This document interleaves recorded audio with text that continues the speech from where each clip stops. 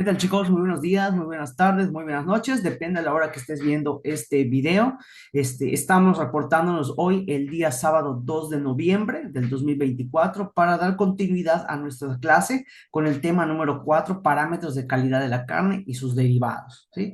Recuerden que ya tenemos un video anterior en donde hablamos acerca del tema 3, la técnica del sacrificio, cómo se lleva a cabo el descanso del animal y los parámetros y puntos que lleva este procedimiento, ¿no? Ahora vamos a pasar a lo que viene siendo qué parámetros se utilizan para garantizar la calidad de esos alimentos cárnicos y esos derivados posterior a la matanza o al descanso del animal, ¿no? Entonces, nuestro objetivo específico, vamos a colocarlo por acá, vamos a hacerlo así, ahí está. Nuestro objetivo específico, ¿cuál es? Es identificar los rangos establecidos, perdón, que permiten manejar un control de calidad de la carne, así como la de sus derivados, ¿sí? Vamos a ver cuáles son esos estándares que nos permiten identificar, pues, que existe una calidad óptima del producto cárnico para consumo humano, ¿sí? Porque ya de lo contrario, pues, estaríamos hablando de un alimento contaminado y este alimento, pues, ya no tendría ningún valor nutricional, además de que puede provocar cierto tipo de enfermedades, ¿sí? Pasamos al primer punto de introducción. Pues vamos a definir cuáles son esos parámetros. Dice, ¿qué es, no? Son parámetros fundamentales que permiten evaluar su aptitud para el consumo humano, lo que estábamos comentando, o sea, que sea óptimo para que podamos consumirlo sin provocar ningún daño y al contrario, que tenga componentes nutricionales específicos que ayuden a enriquecer nuestra microbiota, ¿sí? Y garantizar que cumplan con los estándares de seguridad alimentaria, sabor, textura y valor nutricional, entre otros, ¿no? Pues vamos a ver que esto a nivel México, nuestro país, pues la Secretaría de Salud en ayuda con la COFEPRIS son las encargadas de llevar a cabo pues esta medición, estos estándares, vigilar estos estándares de calidad, pues para que exista esa homogeneidad en todos los tipos de rastros. Acuérdense que la clase anterior vimos los tipos de rastros, los de inspección federal, los TIF, que son los que debemos de consumir dadas las certificaciones que ellos obtienen en función de qué tan seguras son sus instalaciones, si tienen un lugar apto para los animales a priori al sacrificio, a posteriori al sacrificio, etcétera, ¿no? Bueno, estos parámetros de calidad supervisan aspectos físicos, ¿no? Pues el volumen, tamaño de la carne, que no existan rasgadas, que no exista algunas moretones, etcétera, ¿no? Aspectos químicos, pues, se toman muestras para laboratorio para ver la presencia de ciertos componentes como lactato o alguna otra sustancia extraña. Sensoriales, ¿no? Si la visibilidad del alimento es buena, no tiene olores fétidos, no hay generación de putrescina ni cadaverina, ¿no? Que son proteínas que se producen, son derivados de aminoácidos que se van a producir para cuando ya la carne es muy vieja, ¿no? Entonces vamos a tener que está ligado con el aspecto químico, ¿no? Vamos a tener esas percepciones sensoriales, el olor, que es muy impactante, muy penetrante, que está asociado a los cambios químicos.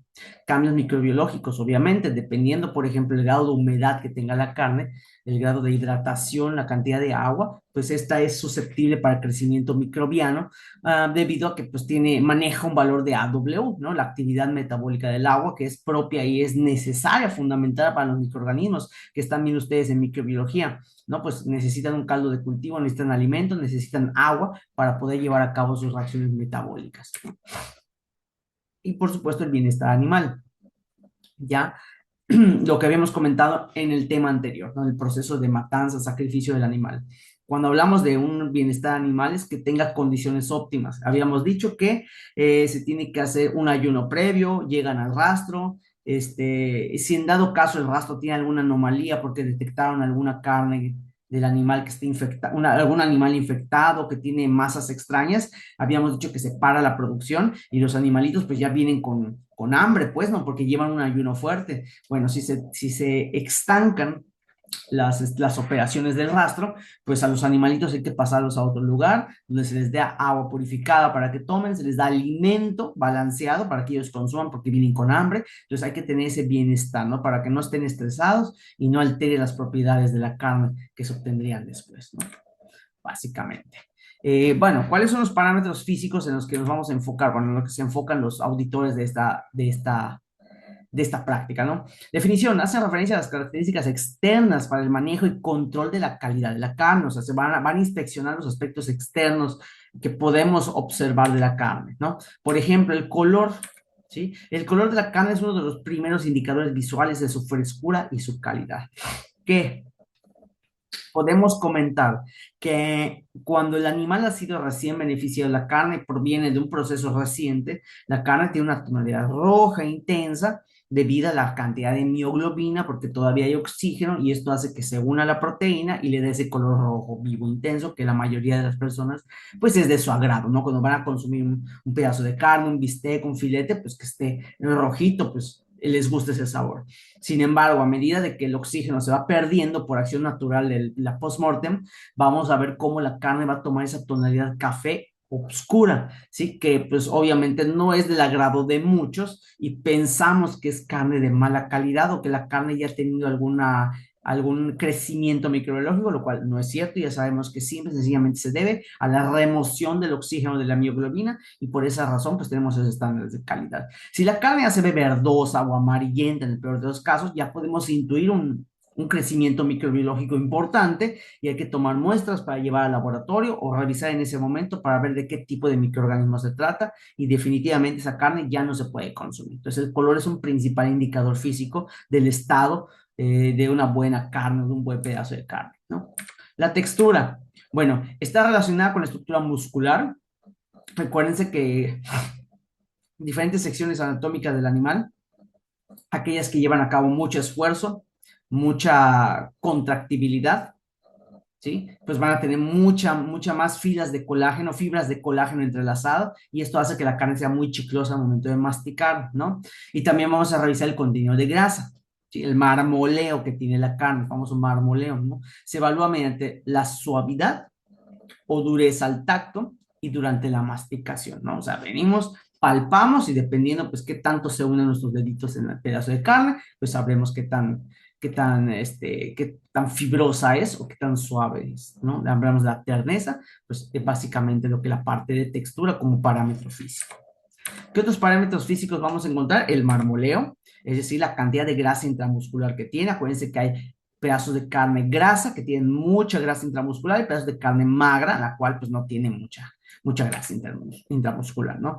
Mejora la jugosidad, o sea, lo que le da sabor a una carne es la grasa intramuscular, porque esa grasita se va derritiendo en el sofrito cuando vamos a sofreír en la sartén, pues esa misma grasita se derrite y sirve para la cocción de la propia carne. Entonces eso le brinda jugosidad, sabor y suavidad.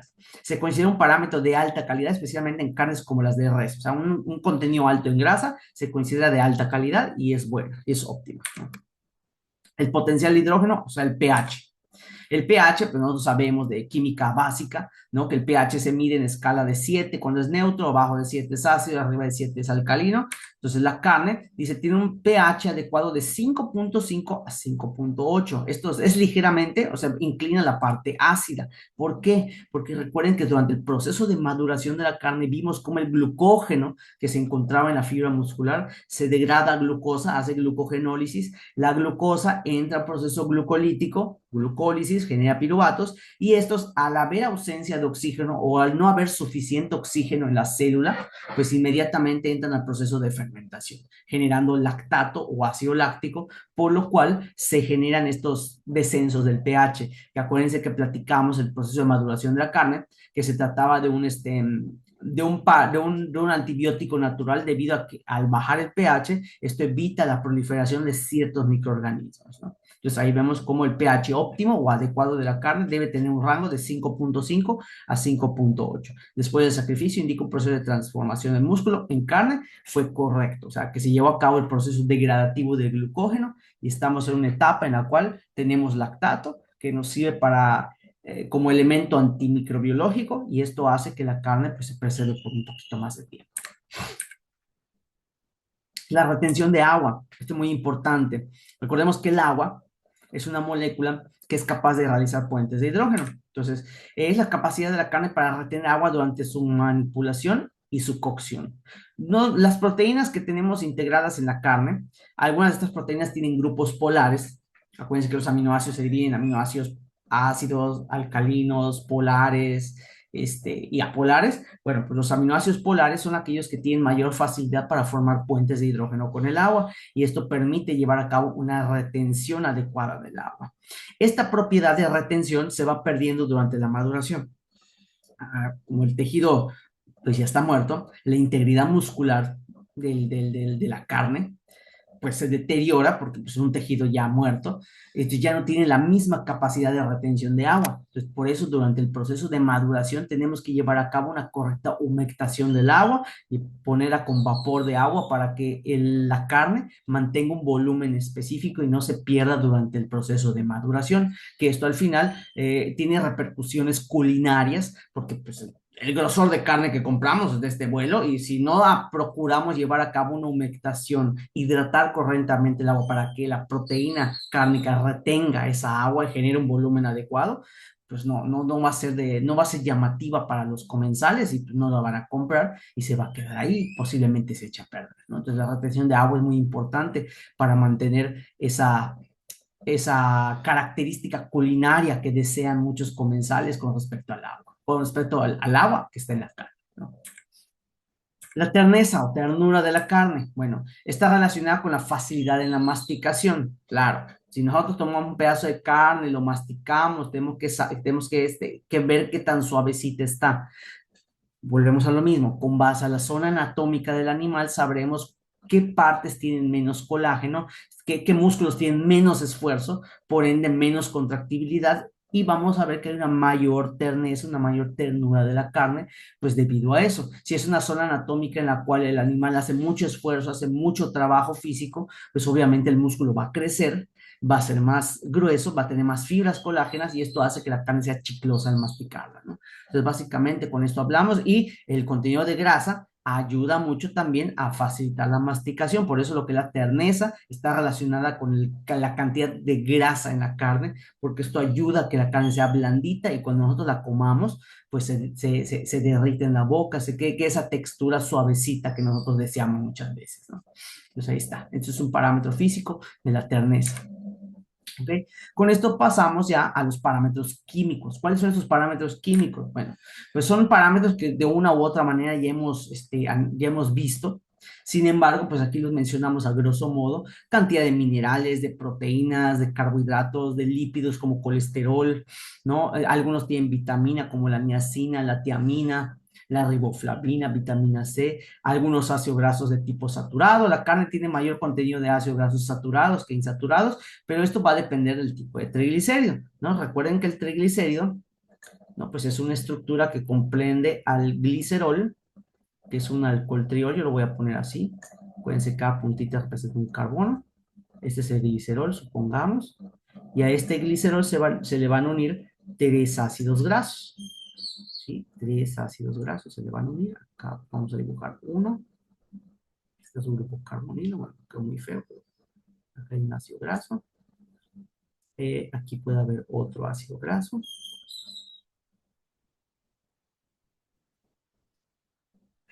Ahí está. Aquí puede haber un tercero, no me va a dar. Pero bueno, imaginemos que aquí lo ponemos. Ahí está. La es más larga, ¿no? Solo que no me da por la pantalla.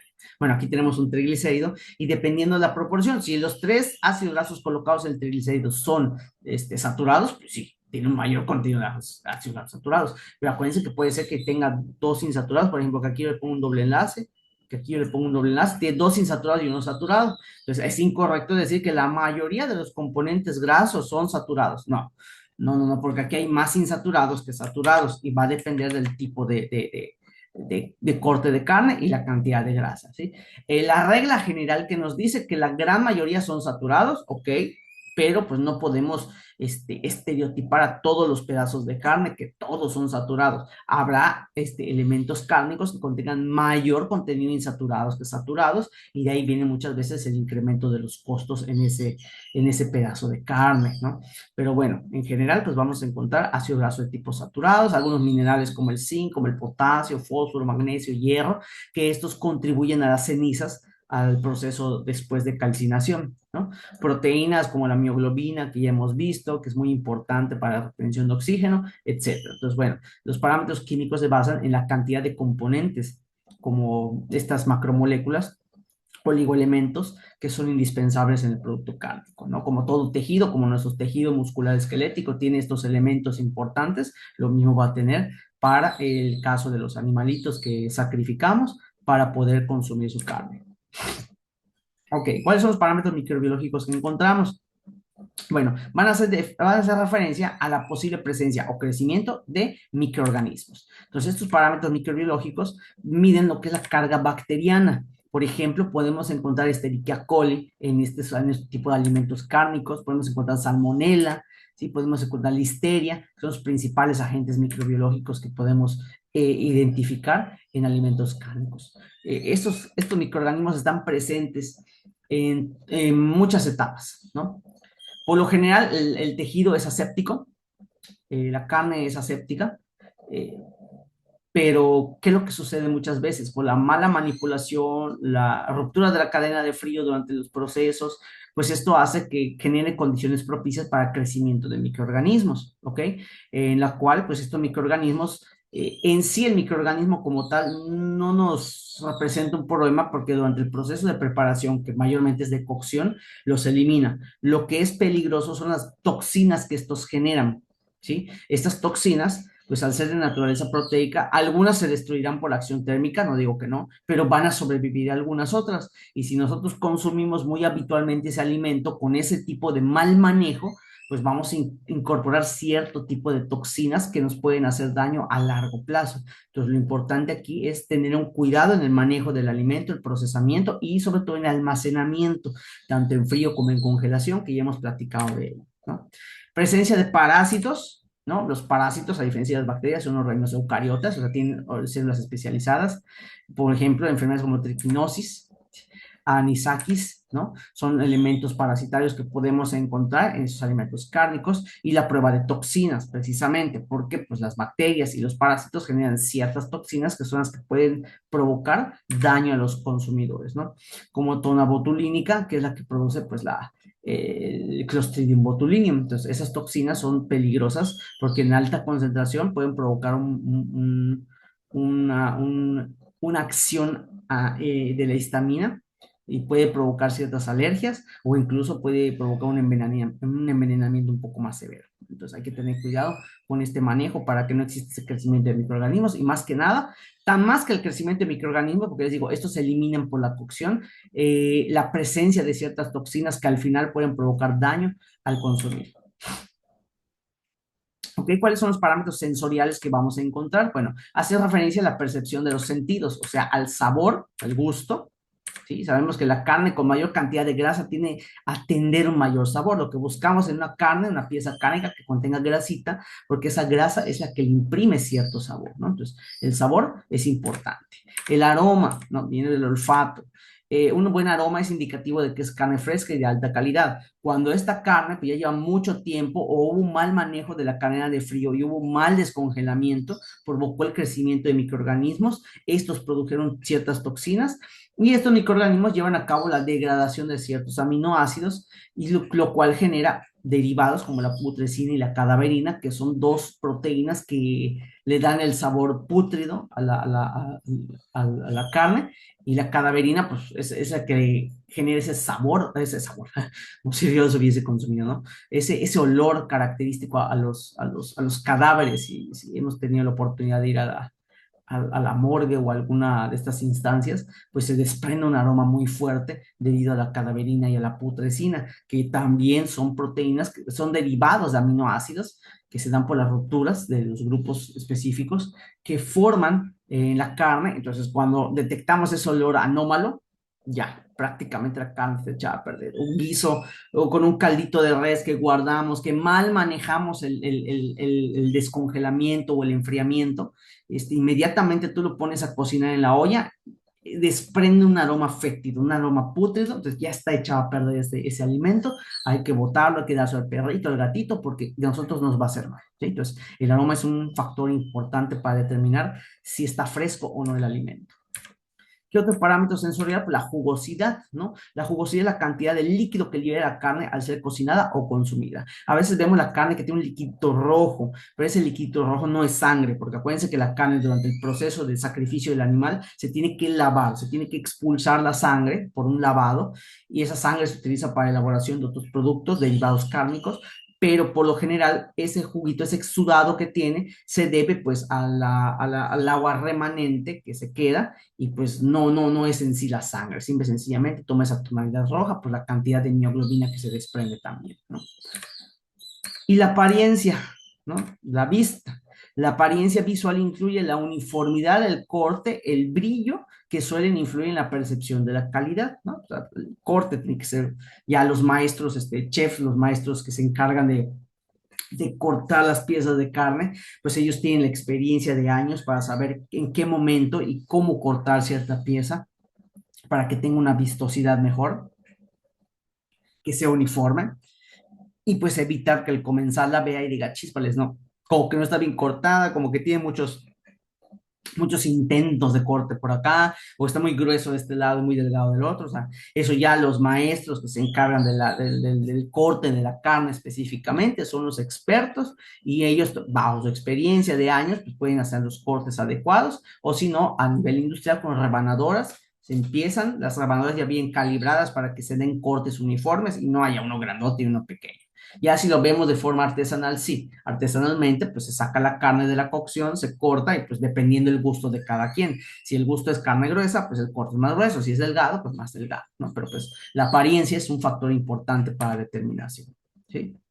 ¿Y cuáles son los parámetros que se llevan a cabo para sus derivados? Ya que vimos ahorita los parámetros de la carne, ¿y qué se utilizan para sus derivados? Dice, son parámetros que están diseñados para enfatizar alguna propiedad físico-química medible de los derivados de la carne. Hablemos de embutidos, ¿no? La emulsificación es muy importante. En los embutidos como salchichas o mortadelas, la capacidad de emulsificar la grasa y el agua en la mezcla afecta la consistencia y calidad de la misma. Acuérdense que un agente emulsificante es aquella sustancia que permite la unión de una fase aceitosa o grasosa con el agua, permite la combinación de aguas, de ambas, perdón. Entonces, la emulsificación es un parámetro que se utiliza para este tipo de derivados como salchichas y mortadelas, que queremos que se vean uniformes al momento de colocar la tripita. Si no, se vería en dos fases y no daría esa impresión de gustosidad, ¿no? Se comería primero una farsa de grasa que sería muy grasosa, la otra sería muy chiclosa. Entonces se tienen que homogenizar completamente en la emulsificación para que quede un producto uniforme, y cuando lo comamos, lo mastiquemos, empiece la masticación, podamos distinguir o podamos tener una sensación uniforme, grasosa, carnosa, etcétera. La cocción. Bueno, el rendimiento de la cocción refiere a la cantidad de producto que se obtiene después del proceso. Acuérdense que cuando nosotros fritamos carne, pues la carne con una cantidad de agua, esta es eliminada por el proceso de cocción, por la acción térmica, se evapora, se elimina, se va hacia la atmósfera. Pero, pues, ¿qué nos dicen los expertos? Contrario a lo que hemos aprendido posiblemente de materias anteriores o de profes anteriores, ¿qué es lo que nos dicen los expertos? Que fritemos la carne con abundante aceite, con mucho aceite. ¿Por qué? Porque este aceite, al ser abundante, va a permitir la creación de una costra en la carne, como vemos acá, solamente que esta es la parrilla, pero la idea es la misma, ¿no? Se genera una costra en toda la carne, y esta costra ayuda a dos cosas. Número uno, evita la evaporación del agua, lo cual mantiene un volumen adecuado de la carne, porque si nosotros fritamos la carne, ay, con poquito aceite, porque así me dijeron que no sé qué, ok, fritas con poquito aceite, pero eso implica que la carne tiene que estar más tiempo en la sartén, y ese tiempo de más hay mayor energía térmica que se transfiere y mayor vaporización del agua hacia la atmósfera. Entonces, como que no es buena estrategia. Por eso los expertos, los chefs, los cocineros nos dicen, frítala con mucho aceite. El aceite está en su hervor máximo, metes el pedazo de carne y que se frite uniformemente, para que así el agua del interior no salga, se mantenga y mantenga esa jugosidad que se busca. Y dos, como se forma la costra, el aceite del medio de cocción no ingresa a la carne, por lo tanto no hay incremento de ácidos grasos de tipo saturado o insaturado. O sea, no elevamos el contenido graso más que el que contiene la propia carne. Entonces, de esta manera los expertos nos dicen que se debe llevar a cabo ese proceso de cocción en los alimentos cárnicos, ¿no? Pero bueno, eso es una idea que posiblemente contraste con lo que nos han explicado anteriormente otros profes o en otras materias, pero pues bueno, cada quien dependerá de cómo lo trabaje y cómo lo requiere en su momento, ¿no? Ok. La textura de los embutidos. Bueno, en el caso de los embutidos, pues tienen ciertas texturas dependiendo qué tipo de embutido sea, si es una salchicha, es un chorizo, una mortadela, una mortadela, ¿cómo se llama esta? Salchichones, etcétera. Dice, la textura debe ser uniforme, sin grumos o trozos grandes de grasa, lo que asegura una buena calidad. Volvemos a lo mismo, lo que pasaba en la emulsificación, que todo esté uniforme para que cada corte pues tenga una textura pues promedio, tal vez no tenga la misma cantidad de grasa aquí, si cuando los cúmulos de grasa aquí y acá no van a ser los mismos, obviamente, pero pues se ve una uniformidad en el corte y en la preparación del embutido. Entonces, esto es importante para este tipo de derivados, ¿no? Y la vida útil, ¿sí? La vida útil de estos embutidos, pues, ¿cuánto tiempo me va a durar? Debe ser estable durante su almacenamiento, una vez que se producen, se van a almacenar, y evitar procesos como la descomposición microbiana o rancia desde las grasas, porque muchas veces aquí tenemos contenido graso y hay que evitar la oxidación para que no pase esto, ¿no? Entonces, hay diferentes estrategias, diferentes métodos, que esto lo vamos a ver en la parte de embutidos, pero pues básicamente estos son los parámetros que se utilizan para determinar la calidad en los derivados de la carne, que son los embutidos, salchichas, chorizos, mortadelas, salchichones, etcétera. Entonces, todos estos los vamos a ver a detalle cuando pasemos a la parte de embutidos, cómo se hace el proceso de embutido y demás, pero pues la vida útil es importante, así como la textura que van a tener estos elementos. Bueno, chicos, pues con esto terminaríamos el tema número 4 y la próxima sesión entraríamos al tema 5 que se llama tecnología del almacenamiento y transporte de la carne y sus derivados, ¿no? Así que vamos a estar pendientes para poder observar el tema 5 y cualquier duda, pues nos vemos la próxima semana en clase. Hasta luego, chicos, nos vemos. Excelente día.